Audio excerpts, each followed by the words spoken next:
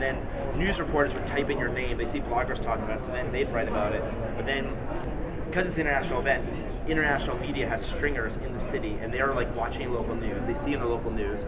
Within 3 weeks, we got on CNN, New York Times. We'd always start like, don't go to the big news, always go to the small news. And the smaller you are, the smaller the press you should be going after. So always try to match the size of your company, the size of the press, and then use that to like draft up. Because if you're tiny, you try to go right to CNN. Like they get 1,000 emails a day, but they will write about something that someone else is writing. Okay, so like that's it. Oh, great. I do big news, and that's really good advice. Also, you can kind of clear up your narrative. Yeah, you practice, you build relationships. Yeah. It's just like what we did with the community, going door to door. So. What's the dog B&B? Is actually something where that was a joke. Jesse wanted me to make news, so I said I'm going to announce Dog B&B. I do own the domain. My wife wrote it down. Yeah? I do think that maybe we should do it, actually, now that I mentioned it. She wrote it down. Yeah, I know. I actually think like there's a few Dog B&B companies. I think that's like an amazing product. There's more dogs than children in San Francisco, so it would probably be bigger. What product lines, if I put it that way, do you see yourself expanding now past boats and Liechtenstein? We're primarily this year. 700,000 been there. I guess you'll have to wait for my next talk to figure out.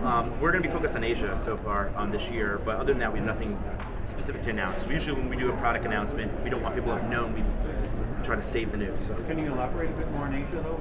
So we're pretty like Europe. We're bigger in Europe than we are in U.S. U.S. is like our second biggest market. Europe's our first. Latin America's our third. Asia's pretty new, except for Australia. So we're now focused. We did a tour through Asia last year. We're focused on Tokyo and Seoul and Southeast Asia. So focus on that area right now. Growing. It's our fastest growing market, or one of our fastest growing markets. But is it hard to convince people? Is there a little bit, but it's kind of the same. Like what I'm surprised is not how different people are, how similar they are. There are certain types of quote Airbnb people, and they're in every city in the world. It's just that in some cultures, there's more of a generational divide. So in Tokyo, there are people that get it like every other city. There's tons of them. But then there's people who really don't get it in Tokyo. And so there's more of a divide, whereas San Francisco, there's not as much of that. So that's the difference. Yeah.